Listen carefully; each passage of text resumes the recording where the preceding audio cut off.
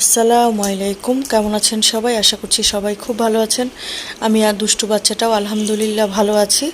তো দুষ্টুটাকে স্কুলে দিয়ে এসেছি, দিয়ে এসেই চা বসিয়ে দিলাম আমার জন্য। আর পাশে চিন্তা করলাম যে যেহেতু কাজের খালা আসেনি, তাহলে মাসের আদা রসুন পেঁয়াজ ব্লেন্ডগুলো সেরে ফেলি, কারণ উনি আসলে ওনার পুরো রান্নাঘরটাই ওনার লাগে।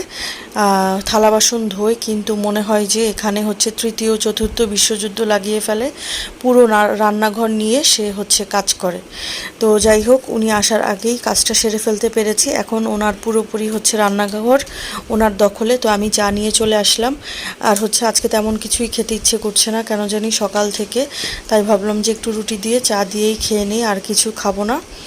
তারপরে কি রান্না করব চিন্তা করতে করতে ভাবলাম যে রুই মাছ চচ্চড়ি করে নেই। তো আবার চিন্তা করলাম রুই মাছ কেমনে করব, নাকি কিছু সবজি দিব বা আলু দিব। হঠাৎ মনে পড়লো যে দুষ্টু বাচ্চাটা আলু দিয়ে রুই মাছ দিয়ে পছন্দ করে। আমাকে মাঝে মাঝে বলে যে এটা চিকেন। তো আমি যখন জিজ্ঞেস করি যে এটা কিভাবে চিকেন, তখন সে বলে যে একই রকমই টেস্ট আমার কাছে মনে হয়। তো যাই হোক, সে সব কিছুই চিকেন মনে করে। তো আমি তাড়াহুড়া করে রান্না করছিলাম, কারণ আমার তাকে আনতে যেতে হবে। তো রুই মাছ আর আলু রান্নাটা হয়ে গেল।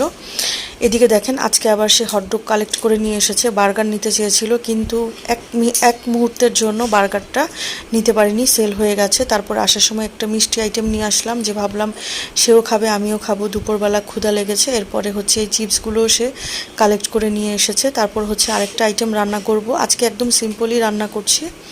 অনেক দিন থেকে মুগ ডাল দিয়ে আমার পেঁপে রান্না খেতে ইচ্ছে করছিল, কিন্তু আলসেমির জন্য করছিলাম না। একদমই নিরামিষের মতোই করেছি। আমি প্রথমে কোনো তেল দেইনি, প্রথমে মশলাটা কষিয়ে তারপরে ডাল সিদ্ধ দিয়েছি। আর এখানে দেখেন, কাজের খালাকে বলেছিলাম পেঁপেগুলো সুন্দর করে পাতলা স্লাইস করে কেটে দিতে। উনি এমন মোটা করেছে, আমি বলে যাওয়ার পরেও যেগুলো রয়ে গিয়েছিল সেগুলো আরও মোটা করে কেটে দিয়ে গেছে। দেখেন, নাড়ার সময় বোঝা যাচ্ছে কত মোটাটা সে করেছে। তো আমি এটা পুরো বাগার দিয়েই রান্না করব, তাই আমি কোনো তেল দিইনি, একদমই দেখেন তেল নেই। তো বাগারের মধ্যে একটু পেঁয়াজ বেশি করে দিয়ে তারপরে বাগারটা দিয়ে অনেকক্ষণ আমি দমে বসিয়ে রেখেছি। এটা আইটেমটা খেতে কিন্তু অনেক মজা লেগেছে আমার, মানে রুটি দিয়ে খেতে আরও বেশি ভালো লাগবে আমার কাছে মনে হয় এই আইটেমটা। তো এরপরে একটু কি খাবো ভাত খাওয়ার আগে, তাই ভাবলাম একটু আমড়া ছিল, আমড়াগুলো এত জন্মের টক। আমি টক ফল তেমন একটা পছন্দ করি না, মানে খেতে আমি পারি না। তো এটা হাফ খাইলাম আর হাফ রেখে দিলাম, ভাবলাম যে পরে খাবো, কারণ এত টক আমার এক মুহূর্তে আমার বমি চলে এসেছে। তো সন্ধ্যায় দুষ্টু বাচ্চাটা বললো আমার যেহেতু এক্সাম শেষ, আমাকে একটু বাইরে নিয়ে ঘুরিয়ে নিয়ে আসো। তো বৃষ্টিও হয়েছে সন্ধ্যার আগ মুহূর্তে, তো বললাম যে বৃষ্টিটা থামুক তারপরে নিব। তারপরে নিয়ে আসলাম। এই যে এখানে সে চটপটি আর ফুচকা খেতে আমরা আসছি। তো সে আমাকে বলছিল মাম্মা আমি কিন্তু চটপটি খাবো না, আমাকে তুমি ফুচকা নিয়ে দিবে। তো কি আর করা, দুষ্টু বাচ্চাটার জন্য ফুচকা অর্ডার করলাম, আর আমার জন্য চটপটি অর্ডার করলাম। তো চটপটি চলে আসলো, আমার চটপটিটা আগে এসেছে, তার ফুচকাটা পরে এসেছে। তো আমি বললাম যে চটপটি দেওয়ার পর আমি বললাম তুমি খাবে? তো সে আমাকে বলছে যে হ্যাঁ হ্যাঁ আমি অবশ্যই খাবো।